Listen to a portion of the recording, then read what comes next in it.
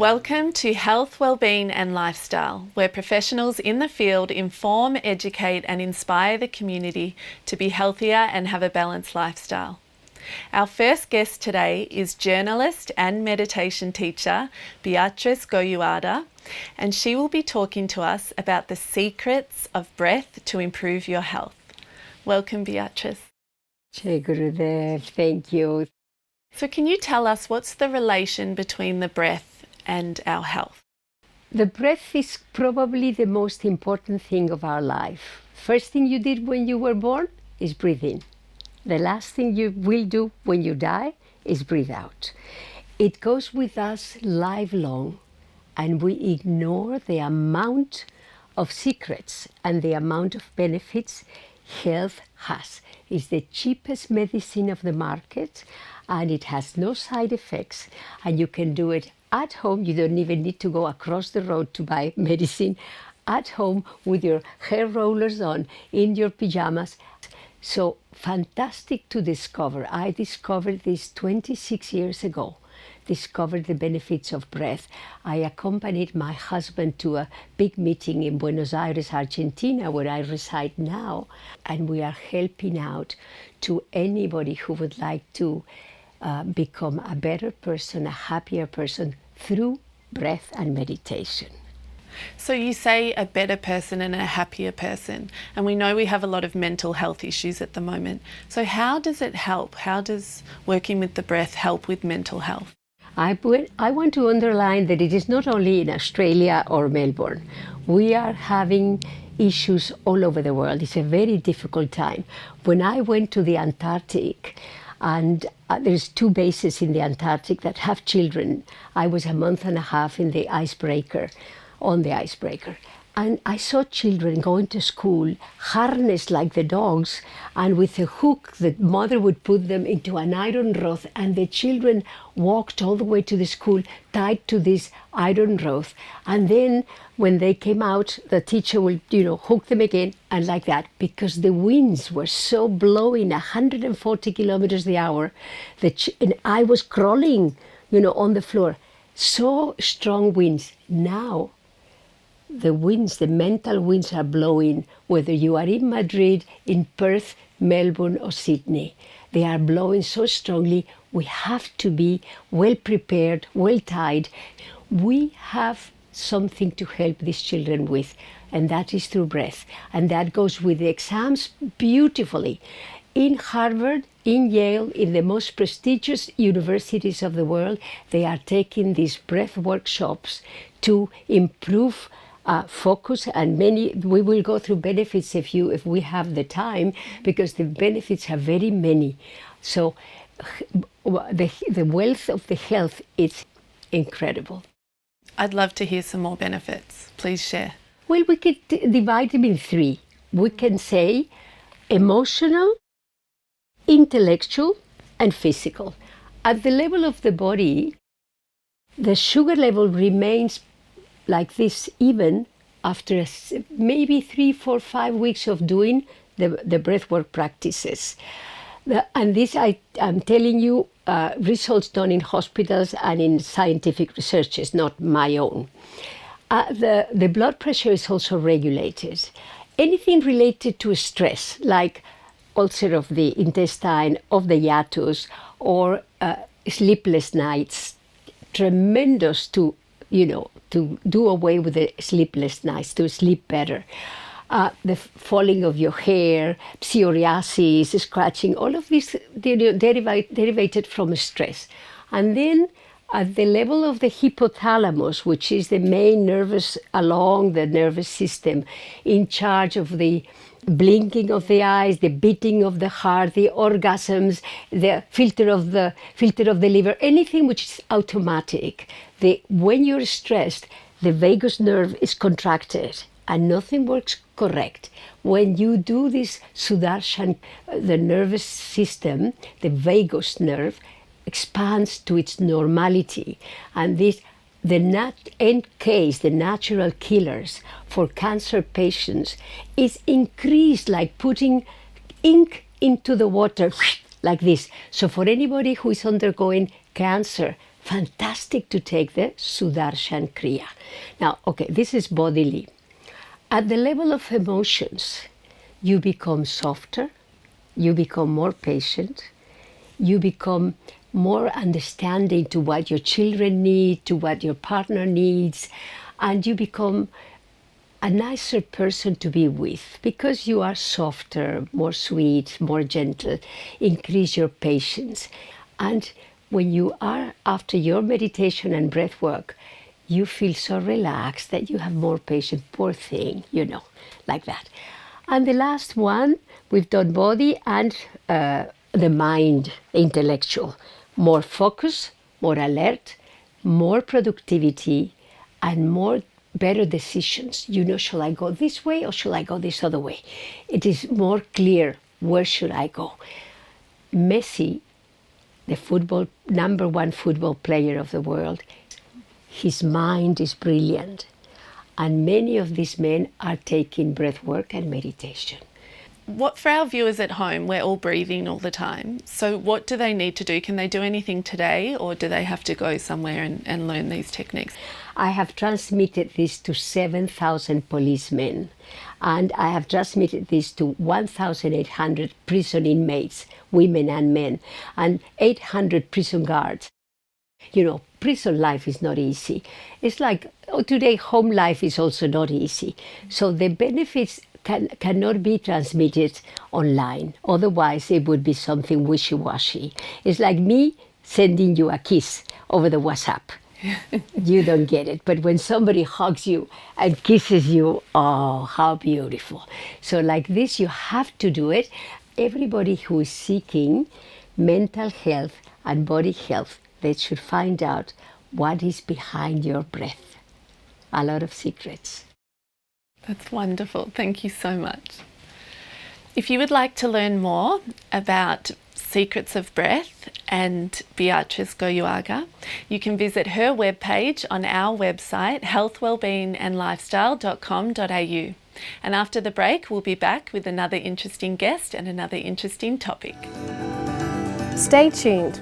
After the break, Sue Williams, Doctor of Quantum Counselling and Clinical Hypnotherapist, will be talking about, can hypnotherapy really boost athletes and everyone's performance and general well-being?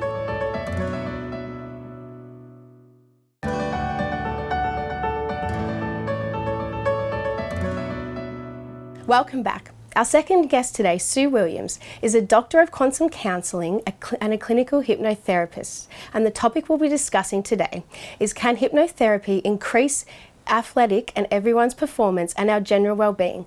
Welcome, Sue. Thank you, Megan. It's a real pleasure to be here.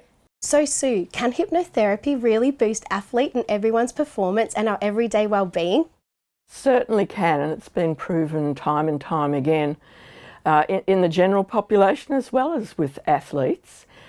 And when you think of hypnosis, a lot of people think immediately of the stage hypnotists, and they're there, they serve a purpose, they're for entertainment. And when you come to a hypnotherapist, it's not scary, it's really just you going into a very relaxed state, feeling calm. They're less likely to block suggestions, and it's all about getting rid of negative mindset and installing positive suggestions moving forward. So in hypnosis of all kinds, we access the subconscious mind. We have learned by repetition. For example, we don't have to think about getting up out of the chair and walking. We don't have to consciously think, where are my legs? Where do I have to put my feet? The subconscious mind has learnt that by repetition from a very young age. Just think of a baby learning to walk. But the unfortunate thing about the subconscious mind is that we can train it in ways that aren't in our best interest. So anything that we are subjected to time and time again will become natural for our subconscious mind, and it will feed it back to us as normal behaviour. So if you come to a hypnotherapist, we start our session by getting you really relaxed. So we allow the conscious mind just to drift away. have a bit of a rest. And with some of the techniques, we actually formulate that the conscious mind is a separate being. And that separate being can just go and have a sleep for a while. As the hypnotherapy session progresses, that subconscious mind will often bring forward things that the person wasn't really aware of. But deep down, the subconscious mind says, excuse me, we really need to deal with this. So I'm telling you about it now, bringing it forward because perhaps it's been suppressed for a very long time. It's something that the person hasn't wanted to re-experience.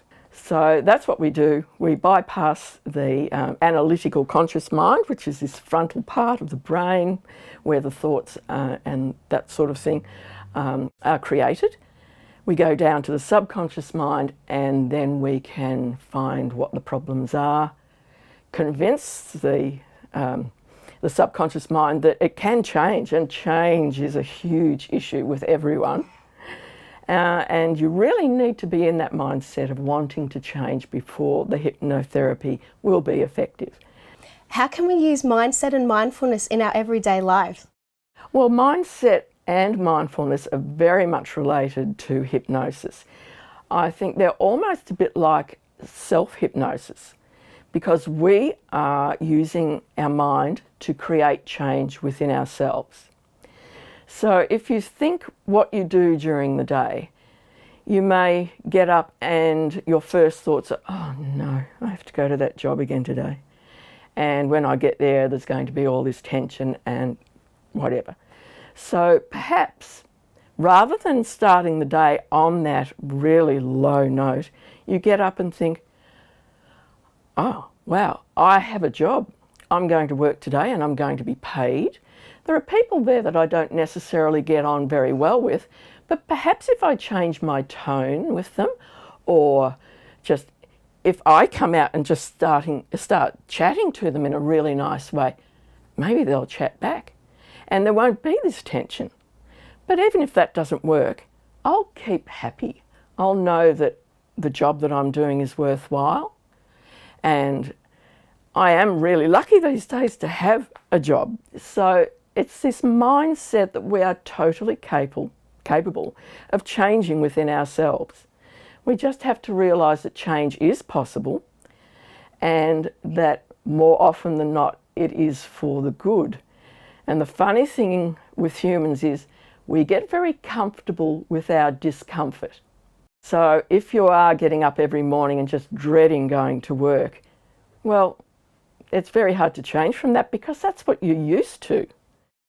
Use mindfulness, which is being aware of your own thoughts, your own actions. Doesn't cost anything, it's easy to do, and our subconscious mind learns by repetition. So the more often you get up with that changed mindset, the more you'll become used to it, the more it will become the new you. Sue, what are 3 tips you can offer our viewers to use in their everyday lives? Expanding more on what we were saying a moment ago is being aware. So when you get up in the morning, check yourself. What is your mindset when you get up? I'm not saying everyone gets up with that really depressed and down feeling. Some people get up and think, oh, another bright day. What can I do to make today better? And that's a fabulous mindset to have because that means you'll be able to build on that during the day. You'll be able to strike up conversations with people. And you can also use the mindset and mindfulness to feel how you are physically in your body. You can do a physical check of your body, perhaps when you get out of the shower so that you've warmed up a bit, your muscles are warmed up and you're ready to get on with your day. Just start at the top of your head, move down, check if there are any aches and pains anywhere, check if there's any tension in your neck and shoulders, and after you shower you shouldn't have tension in those areas. So if you do, then that's a good place to start. Why have I got this tension? Let me consciously loosen those muscles. Why do I have the tension? Are the thoughts that I'm thinking inappropriate to my well-being? So then I can change it. Go right down through your body, and sometimes you'll hold negative thoughts in your stomach. And as soon as you think of someone who that negative thought is about, you'll get that griping pain in your stomach. And you'll think, well, why is that happening? So it's using your mind to change your physical being. So the main thing is that the mind is very powerful. You are able to use it at any time, and you should investigate just how your mind's set, and using mindfulness will benefit you every day. Thanks for those amazing tips, Sue. If you'd like to know more about Sue Williams and how hypnotherapy can aid athletic and our everyday performance and our general well-being, go to her webpage on our website, healthwellbeingandlifestyle.com.au. And after the break, we'll have another interesting guest with another interesting topic. Stay tuned. After the break, psychotherapist specialising in hypnotherapy Julie Makin will be talking about, are you in control of your anger or is it controlling you?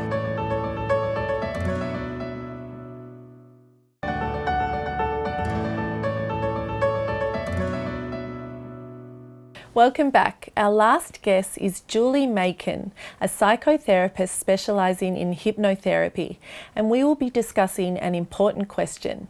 Are you in control of your anger or is it controlling you? Welcome, Julie. Hi, thank you. So tell us, how does someone know if they're in control of their anger or not? Okay, well, firstly I would say that there is no control with anger. So what happens when we get angry is our prefrontal cortex actually just switches off. We go into that fight-flight scenario and we have no logic, we have no impulse control anymore. So really I would say that if you're experiencing anger, you're actually not in control. And the way I look at anger is a subsidiary of fear.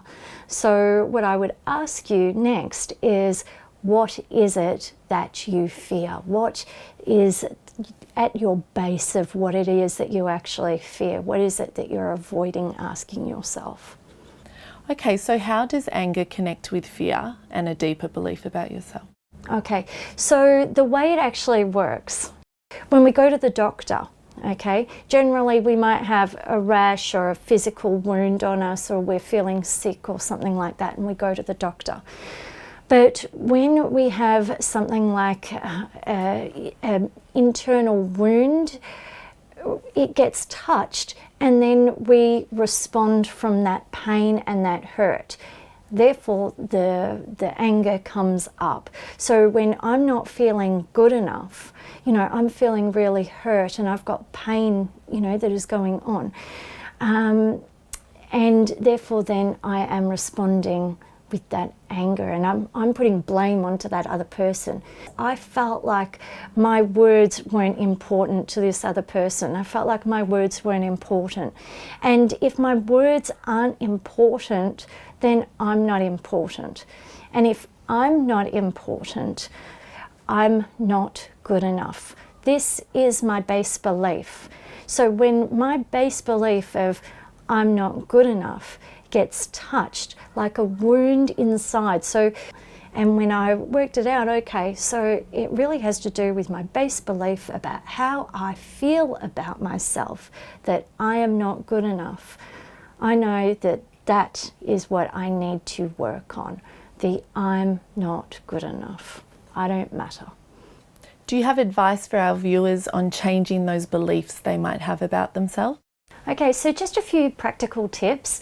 Firstly, if you're starting to feel that anger coming on, I invite you to scrunch your left fist. Make a left fist. Okay, you might also like to try, you know, pushing your tongue up against the roof of your mouth Perhaps if you're having a discussion with someone else, sitting down at a table and having a discussion, because that also helps when we're seated. But if you really feel that that anger is getting over and above what you're able to contain in that moment, perhaps just say to the other person, look, it's getting a little bit too much for me right now. I just need to take a moment, so I'm going to leave, and maybe we can come back and discuss this, you know, when I feel more balanced, more level. I would say that the first step is simply recognizing it, having an awareness. To me, this is all part of body intelligence, what I've been studying for years. And just coming back to being what is right for you. Start looking at what is right for you. So when you start responding, you know, in the anger, have an awareness. Stop, if you can stop and just recognize what's going on in the body, and, you know, start asking yourself, is this right for me? What is it that I truly fear? What's going on here? And once you start pinpointing that, then maybe you can start dealing with it. You can have acceptance over it. Maybe your second step might actually be then seeking professional advice from a therapist, a professional therapist, and once again, looking at the different modalities, because not every modality is right for a particular person. But you know what? You don't have to go and talk about your feelings and how, you know, you don't have to get long-winded about the here and now, because what I believe is that the here and now is surface talk. We want to get right down to the root cause so that you no longer have that anger that's coming up. What I would say in the future is for people who perhaps experience anger, there's an emotion that's coming up there with it. But when we're assertive, when we're saying what it is that we need, then we're stating it flatly, there's no emotion attached, and we are able to get our point across without the emotion. But the anger holds the emotion. So assertiveness is where we want to be. It's a place of safety within the body. You're actually probably getting your message across to the other person a lot better than what you would if it's in anger, because when you're in anger and you're yelling and getting upset with the other person, they're probably, you know, going into fight flight, where their, you know, prefrontal cortex is turned off and they're in the emotional state, and, you know, they're scared, they're worried, so they're not going to take on what it is that you have to say. So it's so much better for you and so much better for the receiver to, you know, for you to deliver your message assertively, not from an angry place. Wow, that's fascinating. Thank you, Julie. Yeah, no worries. If you would like to know more about controlling your anger and Julie Makin, please visit her webpage on our website, healthwellbeingandlifestyle.com.au. That's all we have time for tonight. Until next week, goodbye.